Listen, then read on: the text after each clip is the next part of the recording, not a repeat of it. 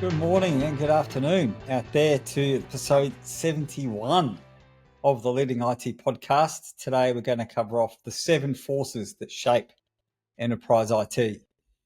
This podcast is for Australian IT leaders looking to stay up to date with the latest IT news and trends in AI, cybersecurity, Power Platform, cloud and infrastructure, strategy and leadership. Your hosts are leading CIO Tom Layden and myself, Josh Rubens, CEO at consulting firm Empyrean IT. We tackle the fast-changing IT landscape from both sides of the client-vendor paradigm with pragmatic, actionable advice. Today, we're going to talk about the 7 forces in IT. And g'day, Tom. How are you? Josh, very good, thank you. I would like my football team to be a lot better than they are, but what are you going to do, hey? You won 3 premierships very recently, so you can't complain. You can't have it all the time, can you? Anyway, No. Although English cricket. my Hawks, yes, the English cricket team's not going great against India, and the Hawks aren't going very well either. So Top eight, yeah, maybe top eight. yeah, 6 to 8, but we're not gonna beat anyone. We're not Well, gonna beat anyone proper. anyway, let's So talk about IT, Josh. Let's get into it. yeah, let's get in. So I'm really keen to hear your views on this today. It's a bit your topic, and so yeah, really keen to hear the guidance and advice you have for our listeners. Do you want to start on some news? Do you want to go first? Yeah. Let's quickly. I mean, there's two themes of news as always. It's hacks and it's AI, right? That's the news as far as the trends over the last 71 episodes. But I'm just going to jump in with the AI one. So OpenAI have announced that they're going to release a browser, a direct browser. So they're cutting out the middleman of Google eating their lunch. They've got 500 million weekly users, 20 million paid subscribers. So there's a ready-made audience. Got a ready-made audience for the believers. Will that kill Chrome, Josh? Do you think? Well, one of my bits of news was Perplexity launching their AI-powered browser. So they're definitely having a crack. So Perplexity has launched Comet. Yes. So it's a web browser. It can do agentic stuff for you. What can it do? It can compare products, book meetings, do workload transformation. So what they're saying is that Chrome has 68% of the global market share. Yeah. So it looks like definitely that they've got some real competition now. So so definitely. I And think I knew our news pieces were going to be exactly the same today, Tom. yeah. So, but the question though is it the end of browsing as we know? Do you know what I mean? We don't bother browsing. We just go ask AI stuff. Like, is that's just where it's going, right? It's the end of the Google this thing. You don't Google anymore. You just ask what you can ask anyway. Well, I don't know about you, but I've started now when I go to Google, I just look at the Gemini response. Yeah, exactly right. Yeah, I've stopped sort of looking at the websites, which I was reading something interesting about how it's sort of changed the whole SEO world. Yeah. So now Yep. then it's more about tuning for the LLMs rather than tuning for website traffic, which is anyway, unrelated but very interesting.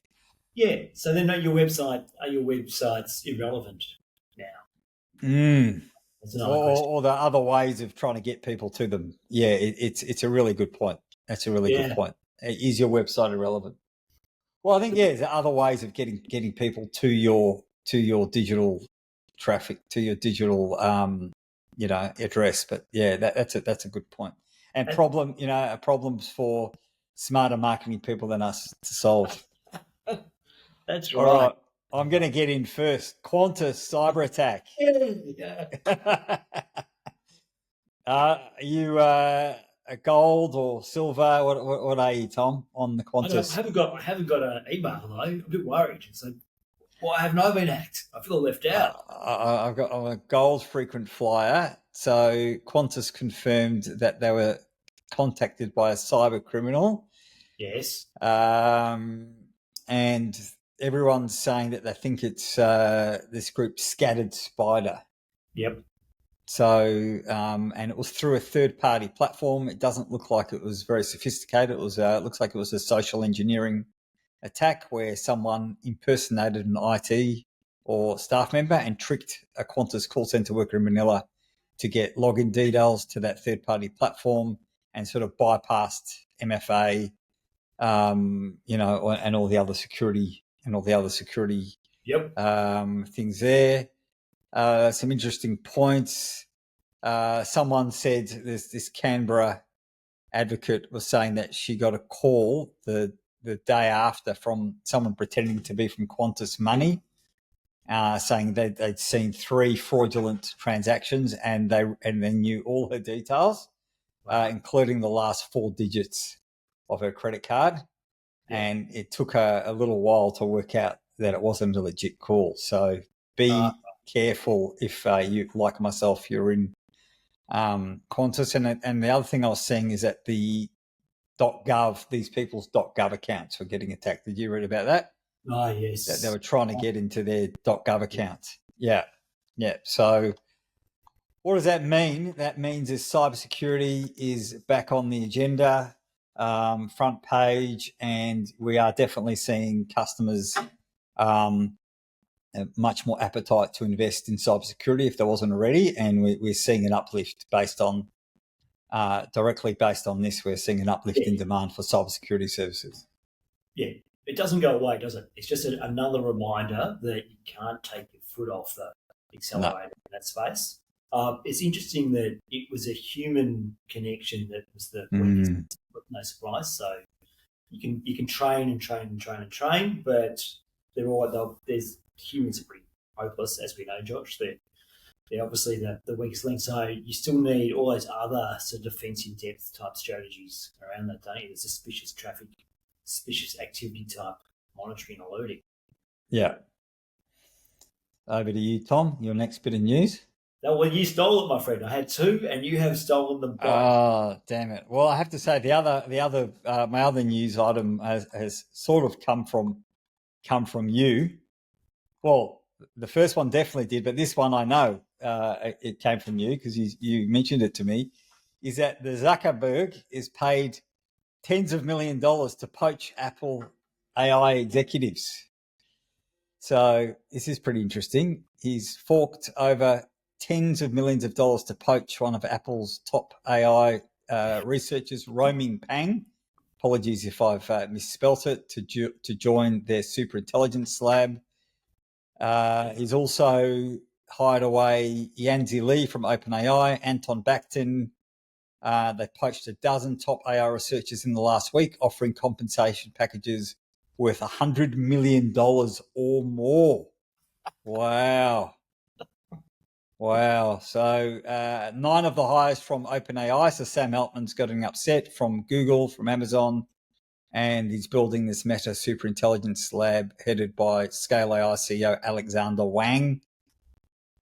And they invested nearly $15 billion for a 49% stake in that startup. So did he get it just to get the one man across, et cetera, et cetera, et cetera. So they are spending, over $1 billion to get these people over, and that's sort of in the old follow the money. Well, it looks like this thing's happening. What's your view? I can't even comprehend the amount of money involved. It's impossible to even think about it. So does it mean that this guy will get $100 million in his bank account? Is that actually what's going to happen? Or is it some sort of share option kind of thing? You've got to hang around for 3 years and you've got to do this and that. Boo-hoo. You can hang around for 3 years for $100 million. Yeah. Jeez. You could do that. I could put up with 3 years at Deloitte for that. For $100 million. $100 million. Yeah. So the other, just one other point that I thought was interesting is that Apple is trying to acquire Perplexity, and there's a lot of commentary is that has Apple, are they falling behind here? Are they missing they miss this a little bit? What's your view? Well, what's they your view tried on to get in bed with OpenAI, didn't they? And that obviously didn't go anywhere. they're trying to introduce AI into their Siri. They've got the channel right for AI. Their Siri. They've got it all there. They're just slow on the uptake. So they're trying to buy their way into it. I guess that makes sense. I mean, I don't know. Apple just seem to be sliding, don't they? Behind, they seem to be slipping. Yeah, What do you think? What are your thoughts, Josh? yeah. Look, I'm a Samsung phone man. Against all my family's wishes. Yeah, they did. Yeah, they said I'm not sure what they've missed here, what or why or how. Yeah, they're a bit slow because they should have been on the forefront of this one, but anyway, Yeah, at least they haven't invested in the metaverse, unlike your other friend, Zuckerberg. well, he's all in. I mean, it's all chips in, isn't it? That looks like if you're going to spend that much on just getting the people in. I mean, it might be the smartest thing, or it is at the end of the day. It's always about getting the right people first. Also, the whole thing good to great, get the right people on the bus first, and then work it out. So if they Yeah, think they're the right makes you people, wonder. But I mean, like, what's at stake? So the person who wins this, they yeah, they own how we interface with AI. They are yeah. the next Google Chrome, right? They own the market globally, not just in America. I mean, it's the table stakes are massive, aren't they? So Well, did you see that OpenAI? So this is not officially in my news list, but OpenAI acquired this this AI hardware company, and it was one of the original guys, I think, who designed the iPhone. yeah, It's got this yes, hardware company, and they've hired it, so they're getting into this yeah, hardware space where they're going to talk about how we're going to totally transform the way we interact with technology. So that's didn't give much away from what I saw, but that's so yeah, interesting times ahead.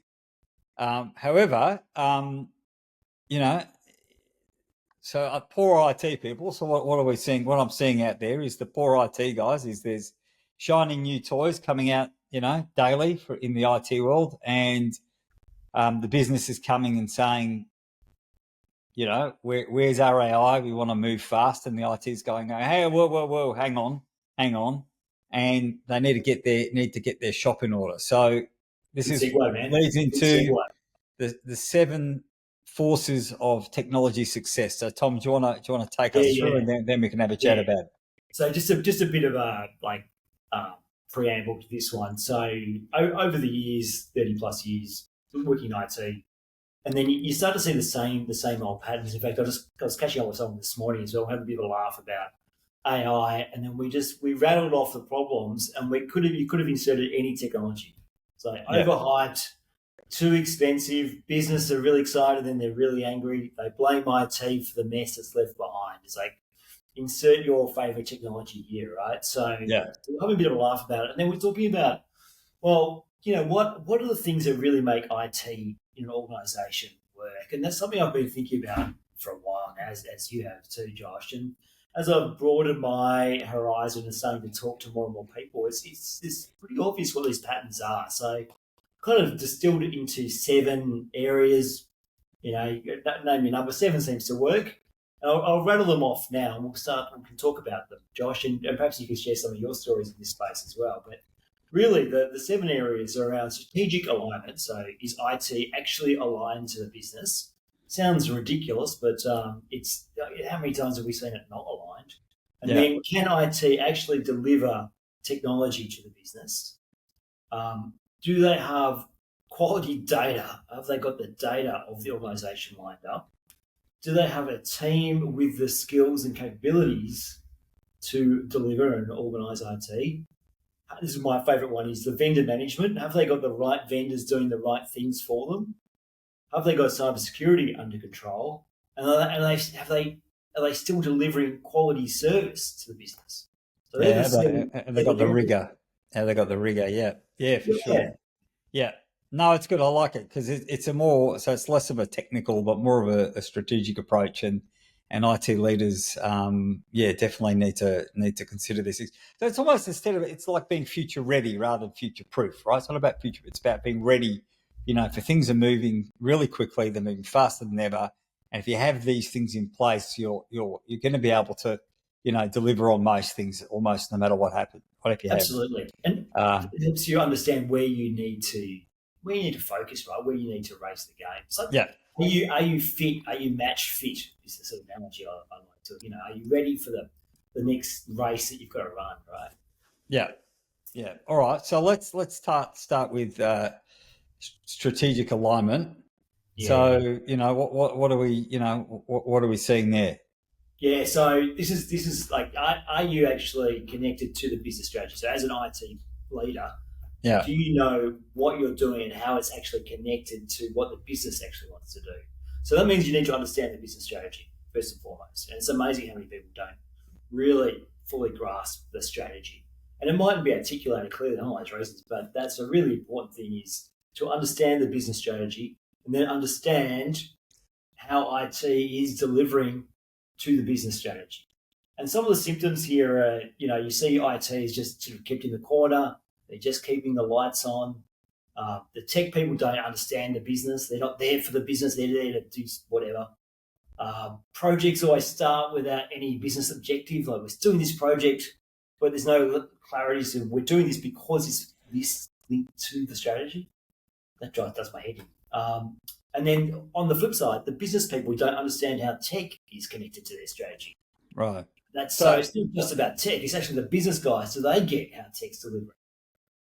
so we have an issue here of sometimes where the IT leader is not, and we may have covered this in some other episodes, where the IT leader is not respected, by the business leaders, and is seen as a bit of a, keep the lights on, come Yeah, and fix my computer, and they don't have the seat at the table. So I think we might have covered this before. yeah, So so it's definitely having an understanding of the business strategy, and then having an IT roadmap and an IT strategy that is aligned to the business strategy, and having those roadmaps.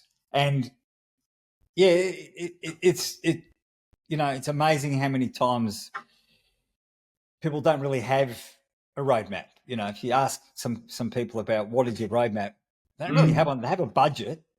Everyone's yes, got a budget, yes, but there's no roadmap. So there's a gap. There's a real gap here, a communication gap between yeah. Some, again, this is not everyone, but maybe this is a mid-market. Maybe this is a mid-market problem. Maybe you'd assume in enterprise, at the larger end of enterprise, where there's a CIO, not just yeah, an IT manager, that the CIO has, is the right sort of person that has a seat at the table. But with the smaller companies, 100 to 600 or 700 seats, which is a lot of the market, and is where Empyrean, where we play a lot of the time, where there isn't that senior IT mm, leader. Sometimes a lot. Look, definitely, there are, and a lot of our customers are mm, strategic, but it's definitely some where, it might be the guys moved up from the help desk or yeah, sysadmin, and they're really, they don't have that alignment, and that's yeah, that's a real issue. So it's getting that. So what does good look like, Tom? Here, what's yeah. the Well, look, it looks like that. Yeah, the IT guy just knows exactly what the business is about. And I've met some really interesting people lately who are, in this mid-sized IT managers, leaders, head of IT, and they really understand. And that's what yeah, they talk about. That's what they're leading with. Is our business is trying to do A, B, C, and then the technology comes in after that, right? yeah, It also looks like that, that when the business really talks technology as well, right? It's not one guy's domain. Fernwood Gyms, they're the sort of female, yeah. yeah, Well, they're a really interesting story where the business is really, really understands their IT. I was speaking to their CFO last week, and she was like, "Yeah, we come together as a group to talk yeah, about tech and yeah, problems and how tech's going to help out." And it was really interesting, as opposed to saying, "Ah, it's not my problem." yeah. So that's what it looks like when there's a really shared conversation at the top level. But Um, I think it's incumbent on IT to sort of come with, hey, this is the way we can help you deliver on your goals, not yeah, expecting the business to work it out. Because otherwise, if yeah, they can't, they'll get an external consultant in to do it yes, for them. And then, and then everyone gets their noses out of joint, and people feel, and then it sort of tends to go nowhere. yeah, yeah. Uh, so I think, I think that's a really, that's a fundamental. and particularly around AI, right? So it's, everyone's using the tools. There's a new tool, whether it's Perplexity, whether it's this one, whether it's that one. And, IT is sort of saying, well, hey, we're not ready for it. And the business sees them as a blocker. So really it's incumbent on IT to work out, okay, where do we start? What's our roadmap here? Articulate to the business the risks of just running ahead and saying, right, we need to do these other things that you've said here and create a bit of a roadmap and a plan. Yeah. At the same time, starting to demonstrate value and deploy some workloads and get things done while having a roadmap. And if that's there, then the business will back off and they'll go, okay, they got it under control. It's all good. We're aligned. Go and do your thing. Yeah. So, and that feeds in really well to the next part around the tech delivery piece, right? Which is about, yes, okay, you've come up with a roadmap, but can you actually deliver on the roadmap? And this is hard, right? This is the bit where you've actually got to make it work. So you've got to actually adapt and be ready for changes. But I guess what are some of the challenges when delivery is not there? Is that the roadmap isn't there or is failure? It keeps moving, but you're not delivering projects on time and budget. That's always the famous one. Is like, well, we didn't have a budget. We didn't really finish that one. We've got all these other projects we're doing. We kind of dropped that one off. That mess, right? That super projects that we've all seen before. And then there's no real ownership over some of this stuff as well. So we started these ideas, but the business didn't engage. All right. Yeah. So I've got some unsurprisingly strong views on this one.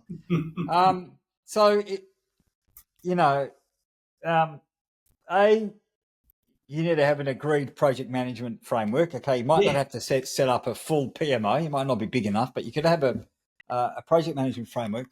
You need an internal project manager. Now, whether that's the IT guy.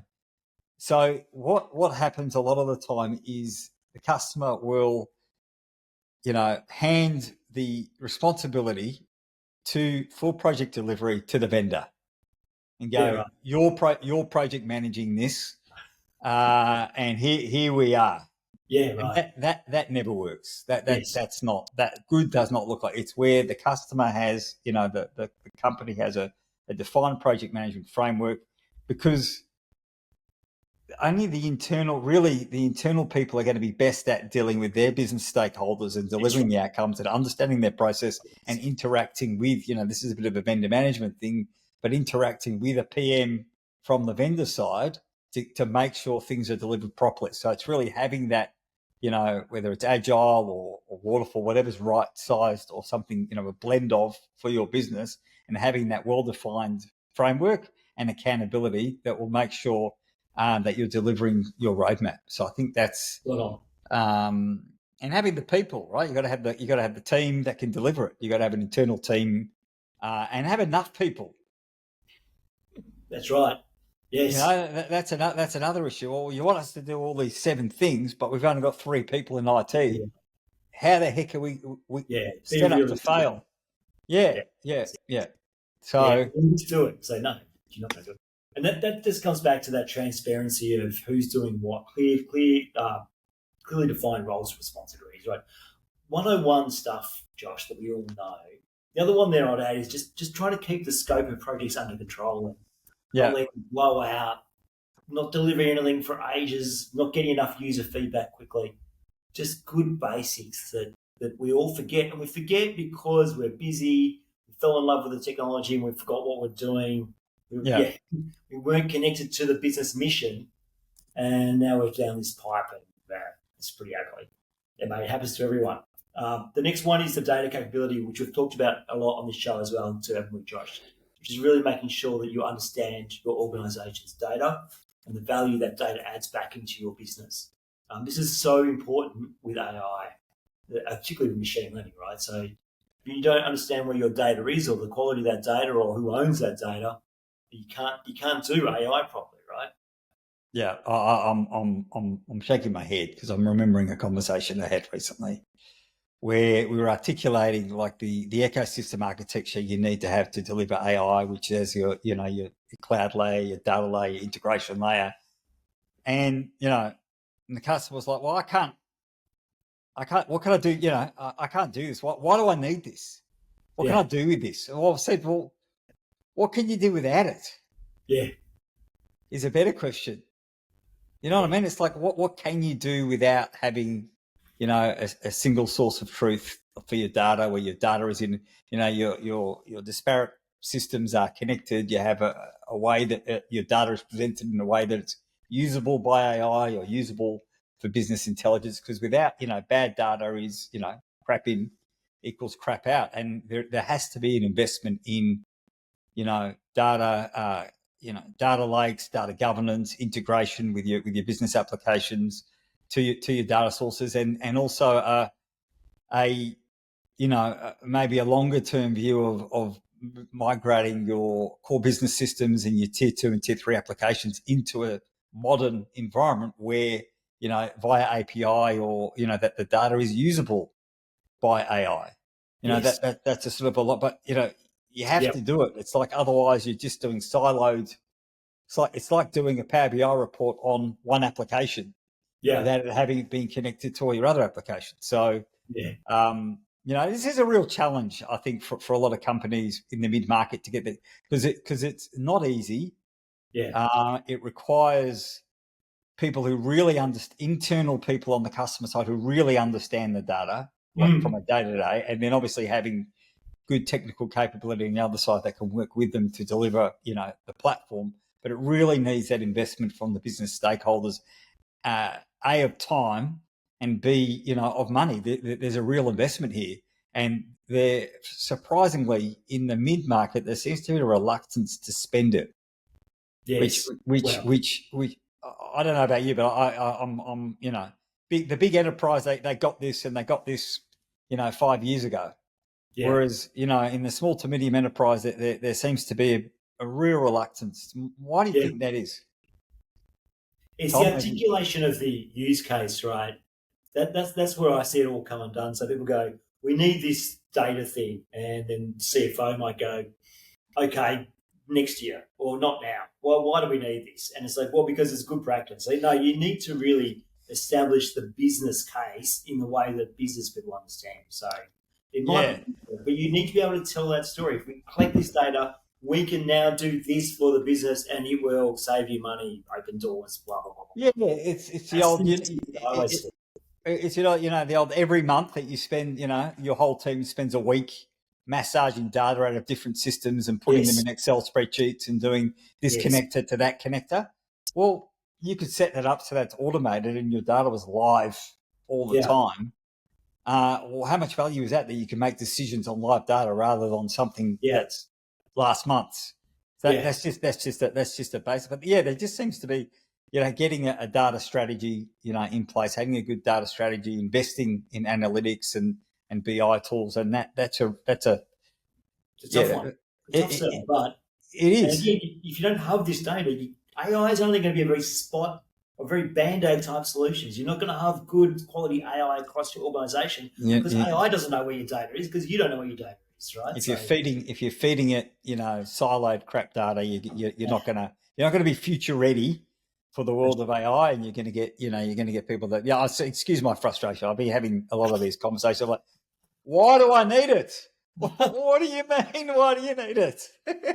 You know what I mean? It's sorry. I know exactly. Excuse my. Why do you need it? Well, what can you do without it? Josh, why do you need petrol in your car? Well, because anyway. Sorry, Tom. I'm ranting and I'm raving. The therapy session for you. Well, it is. Onto something. So tech team capability is part of the story as well. So, do you have people who actually understand how technology works and the business? I mean, that's the internal IT organization. People who get business and technology. That's their job. They can't overweight on technology or overweight on business, not get to it. They've got to come together and do both. And how many times have we seen people who just don't get, they're so siloed in their own little worlds that they just don't understand why we're doing things for the business their job to articulate why we're doing stuff in terms of business language as well. That's always a hard one. Mm. And this is a problem, right? This is going to be your own IT organization can be a real blocker for innovation and All for right. So can we talk about the Josh, Kev? Can we talk your about the? thoughts.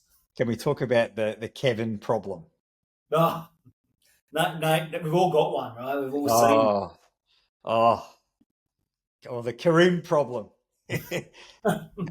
or the Jeremy problem. If you're listening, Name your favorite IT technician, right? you know who you are. I mean, there are guys that they're the only person who has to log into the firewall, and when when they're in hospital and leave and the business is down, you have to get the guy up because he's the only person who can log in, you know, or he's just holding the keys so tightly he doesn't want to let go, or he doesn't want to move to the cloud, or you have people Yeah, or even more, or even less on a less sinister. I mean, not they're sinister; is they're worried about losing their jobs. I don't want to do this AI stuff because I'm doing myself out of a job here. yeah, So yeah. why would I?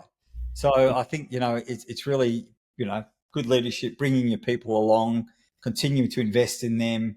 Making sure that they have the skills moving forward, in this new world, and go, look, none of us know where we're going to be in 5 years, but Yeah. you're much more likely to be relevant if you have AI skills and really, doing this as selling this to them as Yeah. a career elongation or advancement. What I'm always surprised about, Josh, is the weight that the business will put on these guys. Like Mm. they really listen to these objections and then overrate them or overweight them as well. So go, I really want to hear what Steve says, and Steve is so buried in his single vendor view of the world that then he says something completely misfounded, or and the business go, Well, well, Steve doesn't like it. It's like, yeah, okay, no, you know what? There are many CIOs who are afraid to go up against their Steve or John yeah, because they're so reliant on them, because they're oh, not technical. They're senior technical guys, and they just don't want to annoy them. They don't want to, we've got to look after him and yeah, work with his people and do it his way. oh my So that god, yeah. so It's that so Stockholm that syndrome. Bit of Stockholm syndrome, I reckon. Like they play, yeah, they love their captor, right? yeah, yeah. So it's so what's the solution here? Well, I think you've got to bring the team along with the journey, blah blah blah. When you've got to recognise when people aren't coming along with you, there's some tough decisions you need to make about is your team part of the story or not? That's easy for us to babble on about, but that's pretty True. hard. It That's pretty, is. It is. Where they're the only guy who knows your ERP, and he's saved your butt. In the middle of the night many a time. It is hard, and not but, and you still need to make sure that you have that future. And if they're not going to be part of the strategy moving forward, maybe you need to have a think about that, or find them a role, or yeah, massage them into a role where they're not blocking you, or just being aware that's what they're like, and you need to maybe not listen to them all the time. But there's a balance here. But having that sort of the right sort of level of capability within your team. yes, All tough. There's a right. good forecast on that one. Now, vendor management, Josh, this is my favorite. My favorite. Yes. My favorite Yes.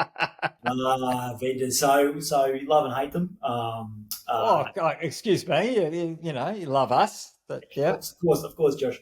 But yeah, vendors are there to be sticky. They're there to get more business from you. That you've got to be very honest about what drives your vendor and what interest does the vendor have at heart, and are they there to push more licensing, upsell, oversell, blah blah blah, push you down a path that mightn't be aligned to your own business strategy. And again, that's the purpose of internal IT, is to actually say, I get strategy, I get my vendors, and call out the misalignments when they happen. yeah, yeah. So you talk. Is I mean, there's obviously two types of vendors. There's the Broadcom, Microsoft type of oh, vendor. great, yeah, great example. Yeah, and then there's the your actual partners that you do projects with, and et cetera, et cetera. So yeah, I mean unfortunately, some of those big players, there's not many options. So, for example, with Microsoft, if you don't like Microsoft, there's, in a lot of ways, there's not many places to go. In some of the, obviously, in the CRM or ERP, that there definitely is. Trying to negotiate if you're small with those big vendors. So I think that's a challenge, which is where partners can help, because partners have, will have a better relationship with them. And yeah, just being clear as to, what you want and what your expectations are. And I think trying to have some strategic alignment. I think I've said it previously, where we work best with customers is where there's strategic alignment, and where we work worst is where we're kept at arm's length, and it's everything's transactional and everything's free quotes, and there's not an understanding that, that it's good for both parties if everyone makes some money. Where, if you're just screwing down your partner on every deal, it becomes transactional. It does, and it becomes, you're not going to get the best out of people, or your partners if you do We've that. talked about this in previous conversations, but just tracking your vendors properly. So actually logging who your vendors are, and then the next column flagging which ones are your strategic vendors, which ones are your transactional vendors, and then which ones are your vendors you're looking to exit. And it doesn't matter what size you are, but you can exit any vendor with enough runway. So it might take you 3 years to get rid of the Oracle database or whatever horrible thing you've got stuck with. If you have time and you plan for it, there's always a way out. Well, I wouldn't want to swap out some of the vendors, but if the strategic vendors, what are you really doing to get the real value beyond just the discount? What else are they adding to help you with the business and the business strategy? So I think just having a very strong connection to where are my vendors in my matrix, strategic, transactional, and what are they really doing for me to help advance my caucus? Yeah, I think it is more than just license cost, right? As you say, John. For sure. And try and do it without vendors. It's bloody hard, Josh. Try and do your job without a good vendor. It's really hard. Yeah, I mean, I'm just thinking of large enterprises. I mean, but even those people use large vendors. So yeah, you need to have it. And so that's why it's important to have good relationships with your vendors, because they'll look after you if you do the right thing. And anyway, again, we could go on and on about that one.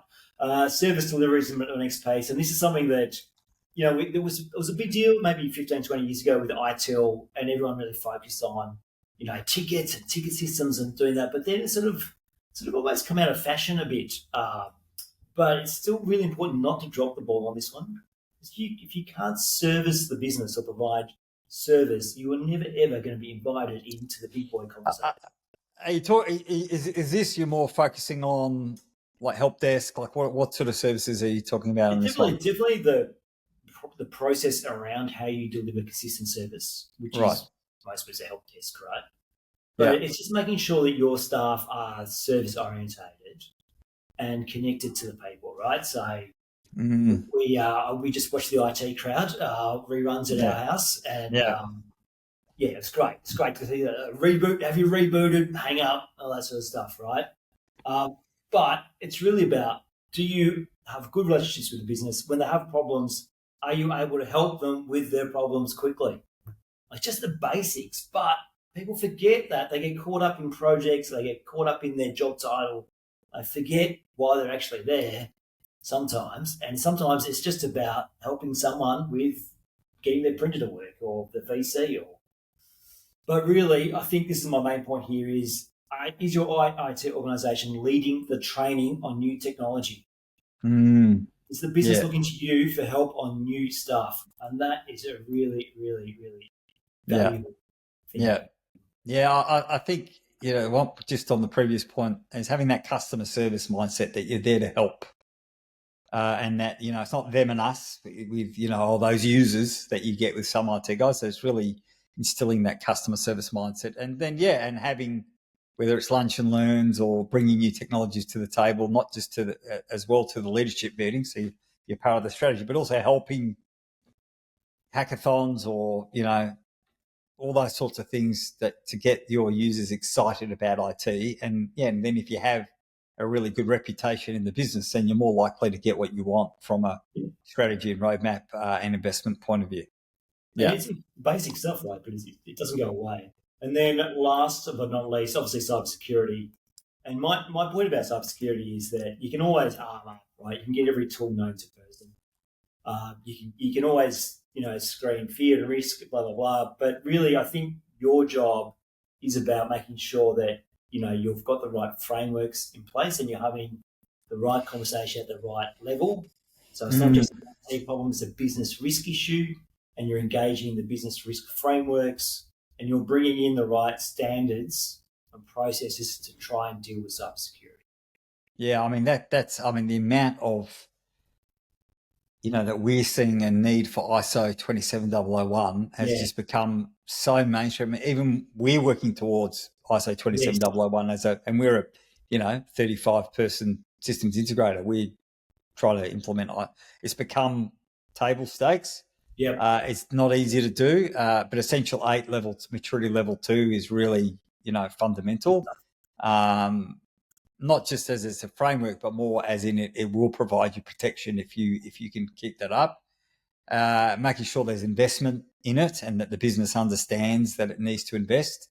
But yeah, and it's sort of right sizing, as you said, right sizing the investment in technology, doing things like, what are those called, those days, those desk tabletop exercises. So really engaging the business in that, that they're Yeah. clear on, business continuity, disaster recovery, cyber attacks, doing those monthly, spam, tests. We've started doing that where, Yeah. and it's fun. Sometimes it's the tech guys that fall for it, which was a bit embarrassing for a couple of them.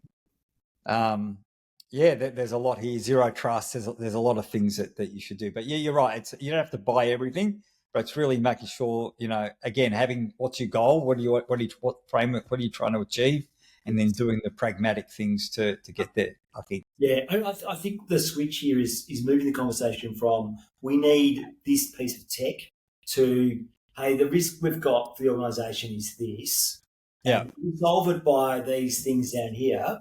But this is the risk, and this is what we're doing about it. CFO, this is the amount of money we need to invest in this to stop this kind of risk. Do you understand? Yeah, is this a conversation you want to have? Hopefully they do, and hopefully they ask really good conversations about the risk and less conversations about the specific firewall brand or the settings Yeah. involved. It's actually not about that. It's the risk focus that you need to bring the conversation up back into, right? Yeah, definitely. And that's always been a challenge. So that's pretty good, Tom. So I think we've got the 7 points. I think we've covered them to a degree. So we have strategic alignment, so making sure that you have a roadmap and it's aligned to the business goals. That you've got the tech delivery capability, having some sort of project delivery framework and some sort of PMO framework that you have. Data, investing in a data platform, getting if you can't explain to the business why they need it, work out how to, because that is going to set you up for AI. You're really going to struggle having the right team capability, having the right people in the right spots, vendors having the right team of vendors around you. You're measuring them, service delivery, customer service mindset, training the users on tech, and then cybersecurity, working towards a framework and explaining and managing the risks of the business. That's How was it. that? Easy, How was that? easy, right? Done. Oh, what's so hard? Come on. No, that was good, Tom. Thank you for bringing that. I think in the next one we're really going to bring an AI spin to this about how you can make your organisation future ready from an AI perspective with ecosystem architecture. So looking forward to doing that chat. As you know, my wife is heavily pregnant, so she's due any day now. So it might be 4 or 5 weeks before we do the next one. But I hope the listeners will understand that.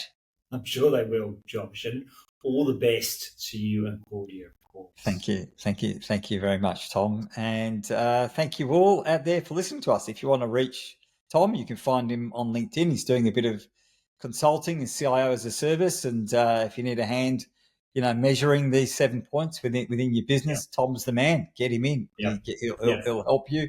Give If me you your want to, problems, like those tech team problems you've got. Give me a buzz. Yeah, HubSpot. He's a man of many skills. Would highly recommend. Definitely worth a coffee catch up with Tom. If you're looking, obviously, for quality delivery around data, AI, Dynamics, Power Platform, cybersecurity, you can reach out to me on at jrubens@imperiumit.com.au or via LinkedIn. And thanks again for listening. And bye for now. See you, Tom.